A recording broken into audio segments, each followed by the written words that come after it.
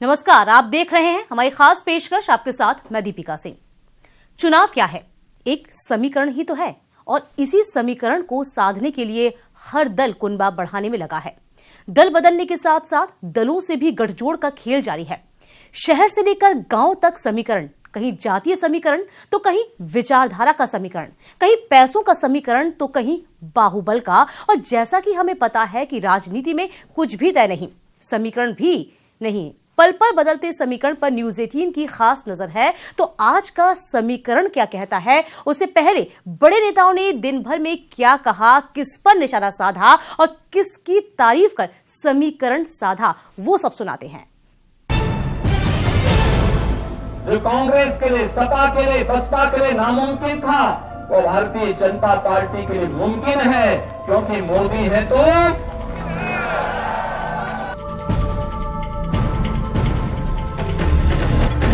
इसीलिए मैंने कहा कि देखिए, भाजपा के प्रचारक कौन हैं? राज्यपाल हैं, सरकारी एजेंसियां हैं और आप लोग नहीं हैं। कैराना का बाई इलेक्शन देखा था, जो गठबंधन वहां बना था वही सारा गठबंधन अब पश्चिमी यूपी में है, बल्कि सारे यूपी में है।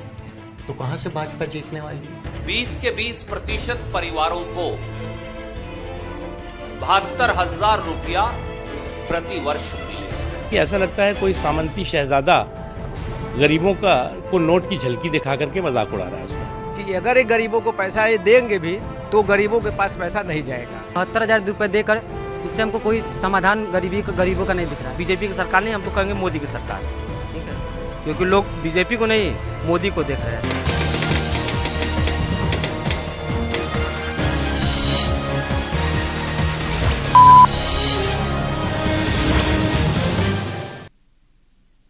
और अब बात आज के समीकरण की।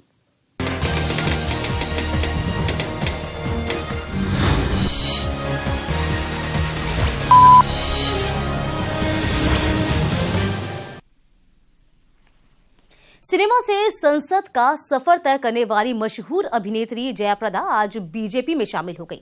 शामिल होने के कुछ घंटे बाद ही बीजेपी ने उन्हें रामपुर से चुनावी मैदान में उतारा। उनके सामने गठबंधन से आजम खान होंगे। ऐसे में रामपुर की लड़ाई कैसी रहेगी और चुनावी जंग में अब कर उनका अनुभव जो है वो किस तरह सा रहा है, ये भी देखिएगा। सत्ता संघर्ष के लिए सितारों का सहारा लेना सियासत की पुरानी रवायत रही है। फिर चाहे वो सुपरस्टार राजेश खन्ना हो, विनोद खन्ना, अमिताभ बच्चन या हेमा मालिनी, इन फिल्मी सितारों के चेहरे की चमक धमक को लोकतंत्र में जीत की सुनहरी चाबी माना जाता रहा है।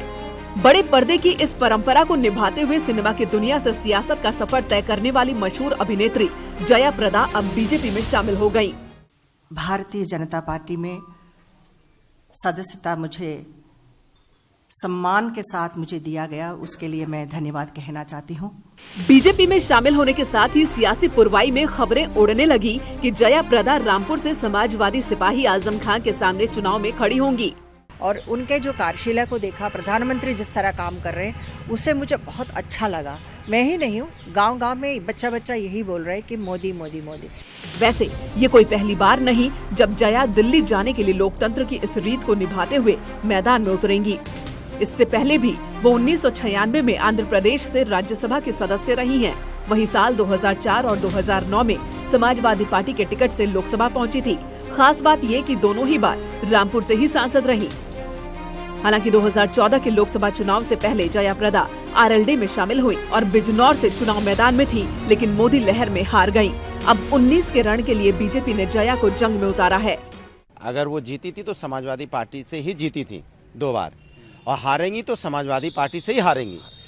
तो हम जीती भी समाजवादी पार्टी से थे, हारेंगी समाजवादी पार्टी के सामने ही। जयाप्रदा जाना माना चेहरा है और कभी कभी बड़े बड़े चेहरों की चमक के आगे जातीय आंकड़े धराशायी हो जाते हैं। Bureau report, news 18। संसद में समीकरण साधने के लिए साथियों का सहयोग भी जरूरी होता है। बिना साथियों के ना तो जातीय समीकरण सेट किया जा सकता है और न ही सत्ता तक पहुंच बनाई जा सकती है। इन्हीं बातों को ध्यान में रखते हुए उत्तर प्रदेश में बने समाजवादी पार्टी और बहुजन समाजवादी पार्टी के गठबंधन में 3 छोटे लेकिन प्रभाव वाले दलों को अपने साथ शामिल किया। चुनाव समीप है, ऐसे में साथी दलों की संख्या घटने बढ़ने का सिलसिला भी शुरू हो चला है। गठबंधन बनने और बिगड़ने के खेल में हर दल अपने अपने सियासी दोस्त का दामन बड़ी सूझबूझ के साथ थाम रहा है। लोकतंत्र के 80 घाट वाली धरती पर हुए समाजवादी पार्टी और बहुजन समाज पार्टी के गठबंधन में आरएलडी के बाद आज 3 और राजनीतिक पार्टियां शामिल हुई। जिन 3 दलों के सहारे गठबंधन के धुरंधरों ने समीकरण सेट करने की कोशिश की है वो है निषाद पार्टी, जनवादी पार्टी और राष्ट्रीय समानता दल। Bahujan Samaj party, Samajwadi party, RLD, Nishad party और हमारे जनवादी पार्टी के आ जाने के बाद उत्तर प्रदेश का सबसे बड़ा परिवर्तन दिखाई देगा। जो 74 की बातें करते थे, अब उन्हें सोचना पड़ेगा कि उनका खाता कहां खुलेगा। एक के अलावा मुझे नहीं लगता कोई खाता खोल पाएंगे। गठबंधन के कुनबे में 5 पार्टियां अब एक साथ चुनावी खिचड़ी पकाएंगी, जिसमें मायावती, अखिलेश और अजीत सिंह के बाद निषाद पार्टी के नायक की बड़ी भूमिका रहेगी। जो वोटों का बिखराव हो रहा था 2014 से 2017 में, वो वोट इकट्ठा करके जो हम लोगों ने इतिहास गोरखपुर, फूलपुर, कैराना, नूरपुर में रखा, वो पुनः इतिहास अभी 2019 के इस चुनाव में देखने को मिलेगा और सारा वोट इकट्ठा होकर इस गठबंधन के साथ रहेगा। हम लोग उसको एक साथ मिलकर इस चुनाव को विजय प्राप्त करेंगे। चुनावी बेला में गठबंधन के धर्म में बंधी निषाद पार्टी बीते साल गोरखपुर में हुए लोकसभा के उपचुनाव में भी समाजवादी पार्टी के साथ मिलकर लड़ी थी, जिसमें उसे जीत हासिल हुई। फाइनल के लिए एक बार फिर निषाद के नेता ने गठबंधन से जुड़कर कई नए समीकरणों को जन्म दिया। निषाद के साथ से गठबंधन कई सीटों पर और मजबूत हो गया है, क्योंकि यूपी की 152 विधानसभा सीटों पर निषाद पार्टी का सीधा प्रभाव है। वहीं सूबे में निषाद वंश का आंकड़ा करीब 17% है। कहा जा रहा है कि गठबंधन खेमे की 2 सीटों पर निषाद पार्टी चुनाव लड़ सकती है। सूत्रों के मुताबिक गठबंधन में सीटों को लेकर जो नया फॉर्मूला तय हुआ है, उसके मुताबिक निषाद पार्टी के नेता और गोरखपुर सांसद प्रवीण निषाद समाजवादी पार्टी के टिकट पर गोरखपुर में चुनाव लड़ेंगे। वहीं अध्यक्ष संजय निषाद महाराजगंज से पार्टी के बैनर तले उतरेंगे। पूर्वी से लेकर पश्चिमी उत्तर प्रदेश तक निषाद बिंद कश्यप समुदाय में निषाद पार्टी की अच्छी पकड़ है और इसका फायदा गठबंधन को चुनाव में मिलने की उम्मीद है। ये गठबंधन बहुत मजबूत है, अरिथमेटिकली देखें तो इसको हराने की स्थिति में कोई नहीं है। और फिर अगर आप ये मुद्दे उठाना शुरू कर दें तो भाजपा का कुछ नहीं होने वाला है। यहाँ पूर्वी उत्तर प्रदेश की पिछड़ी जातियों में जनवादी पार्टी और समानता दल की गहरी पैठ है। खासकर मऊ, घोसी लोकसभा सीट पर जनवादी पार्टी का वर्चस्व माना जा रहा है। कि जिस तरह से, जिस सहजता से अखिलेश यादव जी सारे पिछड़ी जातियों को, सारे दलित जातियों को सम्मान दे रहे हैं, उनके हक और हिस्सेदारी की बात कर रहे हैं, हम सभी लोग इनके नेतृत्व में सुरक्षित हैं और हम लोगों का पूरा समाज और पूरा पिछड़ी जातियों के लोग अखिलेश जी के नेतृत्व में आने वाले 2019 के चुनाव में काम करेंगे। बीजेपी और कांग्रेस की तर्ज पर एसपी, बीएसपी, आरएलडी गठबंधन भी छोटे दलों को दोस्त बना रहा है। कह सकते हैं कि क्षेत्रीय दलों की बैसाखी के जरिए गठबंधन चुनावी नैया पार लगाने की तैयारी में जुट गया है। Bureau report, news 18। और आज गांव डगर में समझिए मुजफ्फरनगर के गांव का समीकरण। देखिए खेत से लेकर चौपाल तक लोगों के मन में क्या चल रहा है।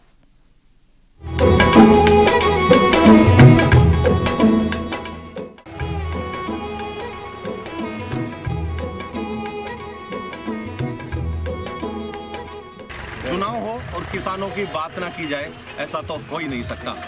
क्योंकि जब चुनाव आते हैं तो प्रत्येक पार्टी किसानों के मुद्दे को जरूर शामिल करती है। पर क्या पिछली सरकारों से किसान खुश हैं? देखते हैं, बात करते हैं। कुछ किसान हमारे साथ मौजूद हैं इस खेत में। इसी किसान से बात करते हैं, किसानों से, कि आखिर क्या मिजाज है और कितना खुश हैं किसान पिछली सरकारों से और क्या चाहते हैं और इस सरकार में, इस चुनाव में इनके मुद्दे क्या रहेंगे। सबसे पहले बात करते हैं, आपका नाम? ऋषिपाल जी, आप क्या कहना चाहेंगे, क्या मिजाज है इस गाँव कस्बे का? हम तो सरकार ये कहना चाहेंगे, जो भाजपा सरकार है जो सबसे अच्छी सरकार है, और जो और पार्टी हैं हमारे देश की सेना पर भी ऑब्जेक्शन ठहरी है, गलत है। भाजपा सरकार बहुत अच्छी है। हम जो समर्थन देंगे, भाजपा को ही देंगे। क्यों अच्छी लगी? हमें हर तरीके से अच्छी लगी, सब सुविधा, किसानों को भी मजदूरों को भी सब सुविधा ये सरकार दे रही है। तो कितना नंबर देंगे अपने सांसद को जो इस समय भारतीय जनता पार्टी के सांसद हैं? हम इस पार्टी को कम से कम 80% नंबर देंगे। बिल्कुल। और बात करते हैं, और भी हमारे साथ किसान हैं, महिला भी हमारे साथ हैं। अम्मा जी क्या कहेंगे, क्या मिजाज है इस बार गांव कस्बे का? अच्छा मिजाज है कस्बे का और बढ़िया काम चल रहा। कैसा है आपका सांसद? क्या बस मजदूरी करा और खाना, और क्या सांसद होता है? विकास हुआ है? हाँ जी, काम हुआ है? हाँ ठीक है। और भी किसान हैं, उनसे बात करते हैं। काम हो रहा है। भाई हमारे साथ, आपका नाम? अमित कुमार। अमित जी क्या कहेंगे, क्या मिजाज इस बार चुनाव में, लोकसभा 2019 में? मिजाज ठीक है।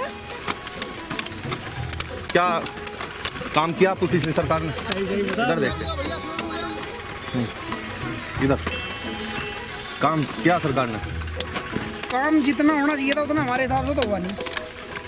क्या कमियां रही? किसान के मुद्दे हैं, सबसे बड़ी बात तो किसान की है भाई। हमारा भाव है, हमारा मतलब है गन्ने से। गन्ने पश्चिम उत्तर प्रदेश गन्ने पे डिपेंड है और हम लोग गन्ना ही पे आधारित है। ना तो इस सरकार ने भाव बढ़ाया ना कुछ। अब पैसे माफ़ कर रहे, इसलिए कर रहे क्यों कमज़ोर कर रहे किसानों को? पैसे बढ़ाओ, भाव सही दो, माल बिकेगा, किसान पे अपने आप पैसा होगा। इस बार के सांसद को और भी साथ आपका नाम? अमित कुमार। अमित जी किस तरह का सांसद होना चाहिए आपका? सांसद अच्छा है बीजेपी का। कोई खास मुद्दा इस गांव का विकास को लेकर जो ना किया गया हो? देखिए सर, गांव का हिसाब है, गांव का मतलब जो रोड हैं उनमें कोई वो नहीं है, सब रोडें खराब हुई पड़ी हैं। और देश की सुरक्षा को लेते हुए इससे अच्छा आज तक कोई सी पार्टी ने नहीं किया। क्या खास किया? सबसे खास ये किया कि हमारी सेना को सक्षम किया। संतुष्ट है सरकार को? बिल्कुल। कितने नंबर देंगे? लगभग 10 में 90। बिल्कुल। देखिए, यानी कि पूरी तरह लगभग संतुष्ट नजर आए हैं। और सबसे बड़ा मुद्दा जो किसान है, किसान होते हुए भी अक्सर किसानों के मुद्दों पर फोकस रहता है, लेकिन इस बार सबसे बड़ा मुद्दा देश रक्षा और देश हित का है। कुछ और भी लोग मौजूद हैं जो सड़क पर हम लोगों को देख रहे थे और वो भी रुक गए देखकर। जी आपका नाम? प्रमोद कुमार। प्रमोद जी क्या कहेंगे, क्या विकास हुआ गाँव में? नहीं, विकास कुछ हुआ भी है, कुल मिलाकर सरकार जैसा भाई रात को लूट लाट होती हुआ बंद होगी उत्तर प्रदेश में। और उसके बावजूद एक ही सबसे बड़ी कमी है कि जो हम जो किसान लोग हैं, हमारा गन्ने का मुद्दा है वो अहम है। कोई 2 रुपये नहीं बढ़े इस पर, इससे ज़्यादा। और रही उसकी भाई माफ़ कर दिया पैसा, उससे हमें कोई फायदा होने वाला नहीं। कुछ किसान हो जा, कुछ होता नहीं। हमें डेवलपमेंट चाहिए, जो हमारी सड़क बने। सड़क को हमने कई बार अपने MP साहब को कहा, वो हमारी नहीं बनी आज तक।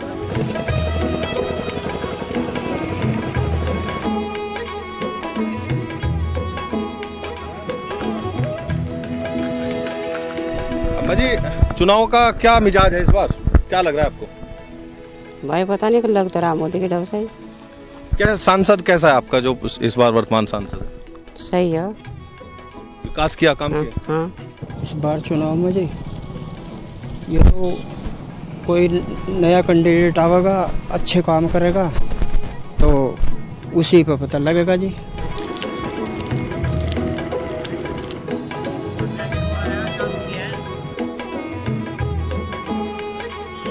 है जी, ये किस पार्टी का क्या नेता अच्छा होना चाहिए, जो अपने एरिया का क्षेत्र का नेता होना चाहिए। हमें तो उसी की जरूरत है, ये है और कुछ नहीं जी। बस क्या मांग करते हैं गांव में आने वाले नेताओं से आप? मांग ये करते हैं जी, हमारे गांव की सड़क के मुताबिक। हाँ जी, ये सड़कें बननी चाहिए जी गांव की। गांव में पानी वगैरह की व्यवस्था, साफ सफाई की। और ये पानी, हाँ जी, यहाँ से सारा रास्ता खराब हो रहा है जी, देखो आगे आप जी। नेता तो बस वही, हम तो बेरोजगार है, रोजगार वाला नेता चाहिए कोई, नहीं तो हम तो इसी खेती बाड़ी में लगे रहे हैं, पढ़ाई में पैसा फूकता रहे। हर भर्ती घोटाले में जा, हाई कोर्ट, कोई भी भर्ती हो हाई कोर्ट पहले जा ले, पूरी होती नहीं। इसी सरकारों ने नहीं किया? नहीं किया, कुछ ही नहीं किया।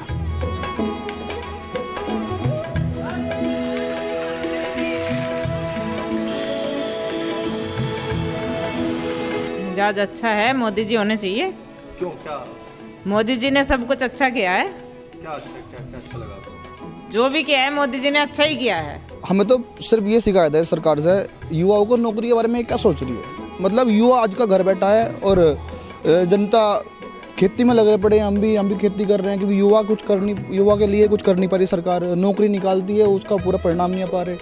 परिणाम आए तो युवा नौकरी पर जाएं। हम भी घर पड़े हैं, इसलिए हम भी कई खास से तैयारी में लगे हुए हैं।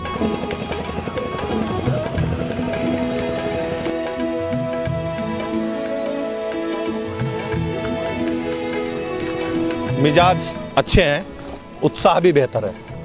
अभी हमने देखा सड़कों की हालत बेहद खस्ता है और इसके अलावा समस्याओं में और विकास के मुद्दों को लेकर इस बार कुछ ज़्यादा जोर नहीं दिया जा रहा। हालांकि विकास चाहते हैं लोग, लेकिन उससे ज़्यादा देश हित और सुरक्षा की बात कर रहे हैं। अभी गांव का ये चौराहा आ चुका है और भैया थोड़ा आगे चलना और इधर इस साइड से चलना। अभी और दिखाएंगे आपको गांव के हाल और गांव के जो लोग हैं यहाँ पर क्या मिजाज हैं गांव के लोगों के। ये देखिए कितना अच्छा नज़ारा है। चलो भैया आगे, कितना अच्छा नज़ारा है।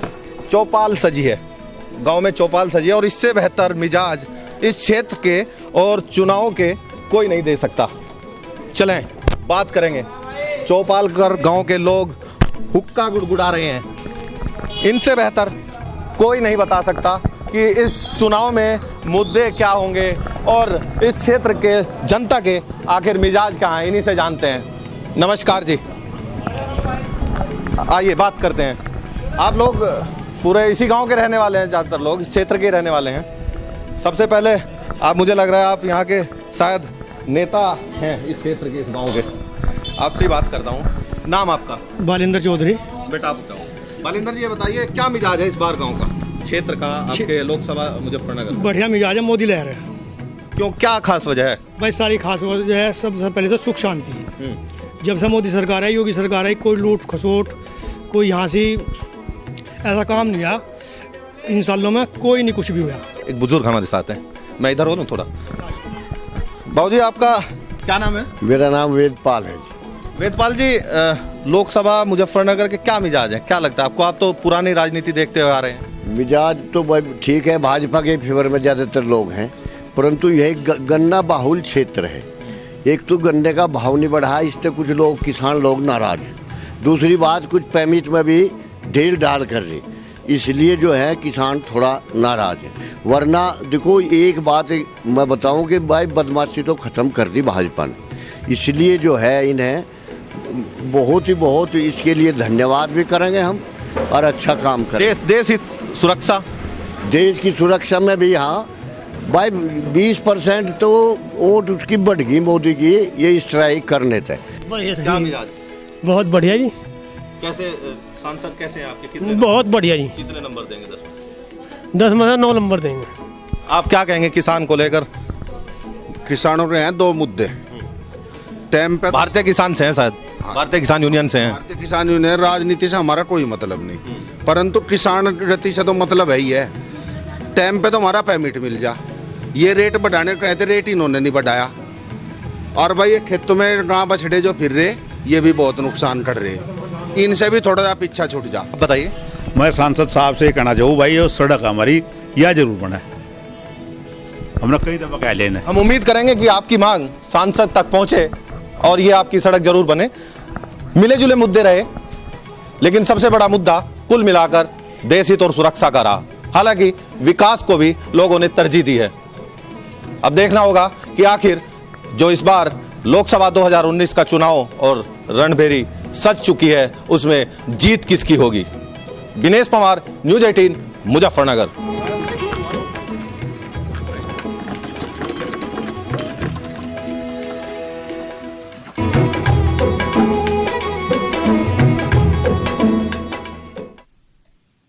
चुनावी चौपाल पर नेता बड़ी बड़ी बातें कर समीकरण अपने पक्ष में करने की कोशिश करते हैं ताकि बातों से जनता के दिल में वोट पक्का कर ले सके।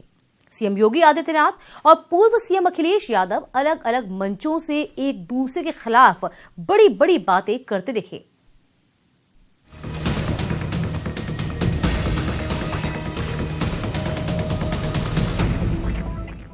लेकिन चुनाव आते ही उन्हें भी राम नाम की याद आने लगती है, उन्हें भगवान विश्वनाथ याद आने लगते हैं, भगवान शंकर याद आने लगते हैं। वो अलग विषय है कि मंदिर में जाते हैं तो ऐसे बैठते हैं जैसे नमाज पढ़ने के लिए बैठ रहे हैं।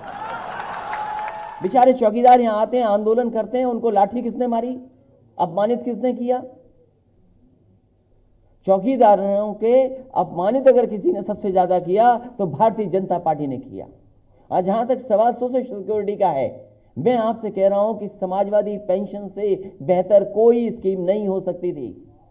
ये सरकार ने रोक ली। हम ये कहते हैं कि जब मदद ही होनी है तो हमारे गरीब की मदद हो और उसका सम्मान भी हो।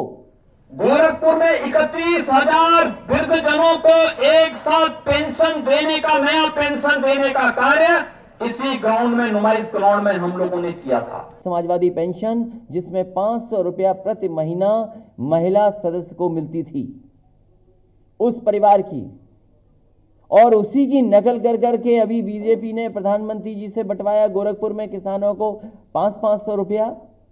ये 500 रुपया वो बचत कर करके लाए हैं जिसमें खाद का 5 किलो काटा था, वो बचत का पैसा दिया है।